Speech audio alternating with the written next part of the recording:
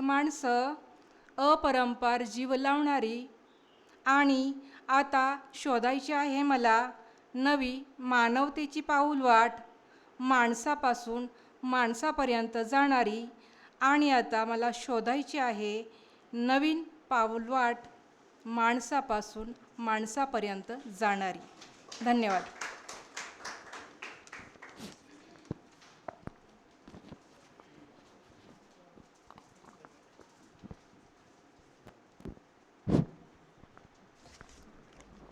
धन्यवाद मॅडम. आपला सन्मान स्वीकारायचा आहे. आजच्या या कार्यक्रमासाठी प्राध्यापक डॉक्टर च.वी. जोशी सर, प्रभारी अध्यक्ष मसाप पुणे शाखा सावेडी अहिल्यानगर उपस्थित झालेले आहेत. आपलं स्वागत आहे सर. आणि यानंतर मी आमंत्रित करेल कविता म्हणण्यासाठी सागर जाधव जोपुळकर आपली रचना घेऊन आपल्या समोर येत आहेत. सागर जाधव.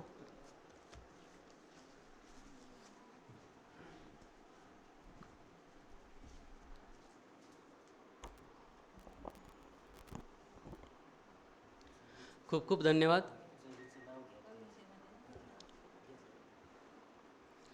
पडद्यावरचा विखारी उत्तेजित भास, पडद्यावरचा विखारी उत्तेजित भास अन माझ्या जाणीवांचा आवळला जातो फास. इथे केवळ एखादी वस्तू विकली जात नाही, इथे केवळ एखादी वस्तू विकली जात नाही, ओरबडला जातोय माझ्या अस्मितेचा लचकाच जणू काही. अंगावरचा डिओड्रंटचा स्प्रे अन स्त्रियांची माझ्या भोवती बेभान गर्दी, अंगावरचा डिओड्रंटचा स्प्रे अन स्त्रियांची माझ्या भोवती बेभान गर्दी. पाहतोय मी माझ्याच पुरुषार्थाची ही स्वस्त वर्दी. अंडरवेअरच्या आत दडलेला माझा तथाकथित माचोपणा, अंडरवेअरच्या आत दडलेला माझा तथाकथित माचोपणा अन माझ्या अनैसर्गिक अस्तित्वाच्या या पद्धतशीर खुणा. लज्जा व्हावी उत्पन्न असा हा शरीराचा बाजार, लज्जा व्हावी उत्पन्न असा हा शरीराचा बाजार. जिथे माझ्या घामालाही सांगितला जातोय आजार.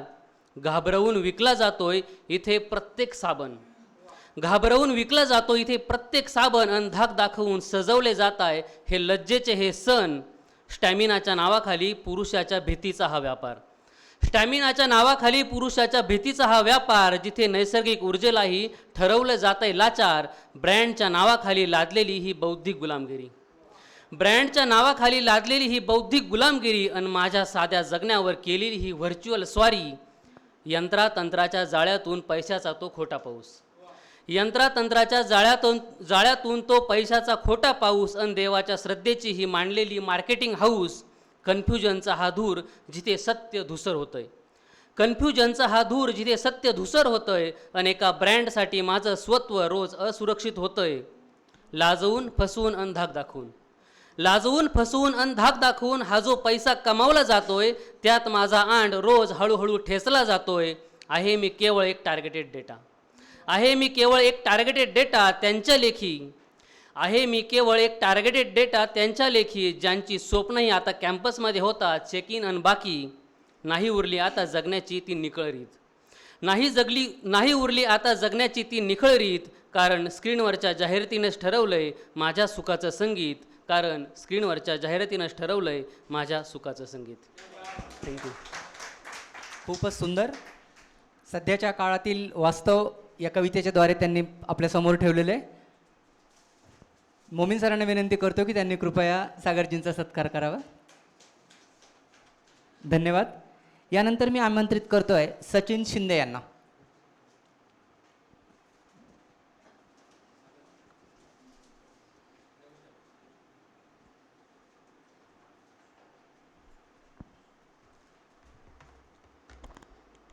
नमस्कार. कवितेचं शीर्षक आहे गावाकडल्या पोरी. गावं पोरींनी गजबजतात, गावं पोरींनी गजबजतात, त्यांच्या अस्तित्वाचा खळाळ घुमतो गावभर. गावं पोरींनी गजबजतात, त्यांच्या अस्तित्वाचा खळाळ घुमतो गावभर. कोणत्याही परिस्थितीशी जुळवून घेण्याचं त्यांनी शिकलेलं असतं कसब. पडल्या कामाला करतात निगुतीनं, इतक्या त्या असतात समंजस. रामप्रहरी उठून घरातला केर लोटतात फड्याने सरसर. रामप्रहरी उठून घरातला केर लोटतात फड्याने सरसर, जणू ढकलून काढतात दुःख विना घराबाहेर. शेणामातीचा लेप चढवतात पोपडे धरलेल्या भिंतीला. सारवतात घर, ओटा आणि अंगण. गाई म्हशीच्या शेणाचे पोटे वाहतात दूर उकिरड्यापर्यंत. खरकटी भांडी बुचकाळून काढतात पाण्यातून आणि चमकवतात त्यांना आपल्या हातानं. धुणं डोईवर घेऊन उतरतात नदीघाट. विजेच्या वेगानं काढतात खळखळ हिसळून नाहीत पडलेल्या कपड्यांना वाहत्या प्रवाहात. पोरी करतात देवपूजा, वेचतात सरपण, पेटवतात चुली, थापतात भाकरी. पोरी करतात देवपूजा, वेचतात सरपण, पेटवतात चुली, थापतात भाकरी. त्यांनी केलेल्या भाज्यांची चव रेंगाळत राहते जिभेवर. अटकवून काखेत दप्तर जातात शाळेला. गिरवतात अक्षर काळ्या कुळकुळीत पाटीवर. रेखाटतात चित्र, त्यात भरतात रंग आपल्या स्वप्नांचे. त्यांच्या प्रार्थनेचा सूर घुमतो गावभर, तिथंच त्यांचं आकारतं कोवळं स्वप्न. पोरी खेळतात पारावर, वडा पिंपळाच्या दाट सावलीत. आट्यापिट्या, काचा कवड्या, रिंगणडाव अथवा लंगडी. पोरी खेळतात पारावर, वडा पिंपळाच्या दाट सावलीत. आटापिट्या, काचा कवड्या, रिंगणडाव अथवा लंगडी. धावतात माळरानावर, माळतात गजरे रानफुलांचे. पोरी अकाली होतात समंजस, तिळानं वाढतात. घेतात जबाबदारी घराची, तेव्हा घर हुरहुरतं सारं. पोरी चढतात अवेळीच बोहल्यावर. पापणीआडचं पाणी दळवून स्वप्न काढून फेकतात डोळ्याबाहेर. माहेरच्या अंगणात हिरवळ फिरून निघून जातात सासरचं भाग्य उजळण्यास. पोरी चढतात अवेळीच बोहल्यावर, पापणीआडचं पाणी दळवून स्वप्न काढून फेकतात डोळ्याबाहेर. माहेरच्या अंगणात हिरवळ पेरून निघून जातात सासरचं भाग्य उजळण्यास. माहेराला कवेत घेणाऱ्या गावाकडल्या हसऱ्या कोवळ्या पोरी कधी बाया होतात कळतच नाही.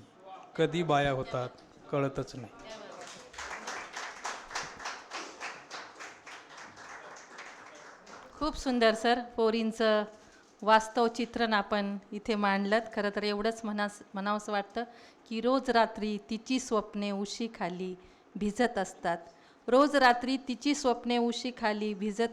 आणि दिवस उगवतात सारे आसू हसू खाली दबत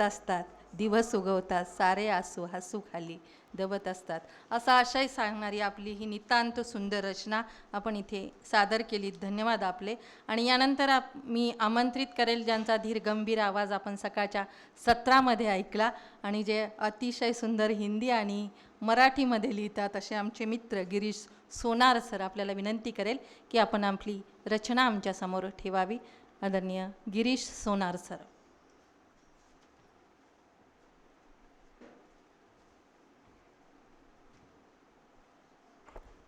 धन्यवाद. काल देवशयनी एकादशी होती. त्यानिमित्ताने माझी एक भक्ती रचना पूर्णत्वाला आली असं म्हणावं लागेल. तीच मी आज इथे सादर करतोय. मणी पांडुरंग. मणी पांडुरंग ध्यानी पांडुरंग. मणी पांडुरंग ध्यानी पांडुरंग. पांडुरंगी दंग चित्त माझे. मणी पांडुरंग ध्यानी पांडुरंग. आम्हावरी देवा मायेची पाखर. आम्हावरी देवा मायेची पाखर. दुधात साखर नाम तुझे. मनी पांडुरंग ध्यानी पांडुरंग. भक्ताची या भेटी धावशी तू देवा, भक्ताची या भेटी धावशी तू देवा. रित्या भक्ती भावा जाणतसे, मनी पांडुरंग ध्यानी पांडुरंग. टेकतो मी माथा तुझ्या चरणांशी, टेकतो मी माथा तुझ्या चरणांशी. लेऊनी उराशी मोक्ष देगा, मनी पांडुरंग ध्यानी पांडुरंग. गिल म्हणे मज, गिल म्हणजे गिरीश लक्ष्मण, गिल म्हणे मज पंढरीची ओढ, गिल म्हणे मज पंढरीची ओढ.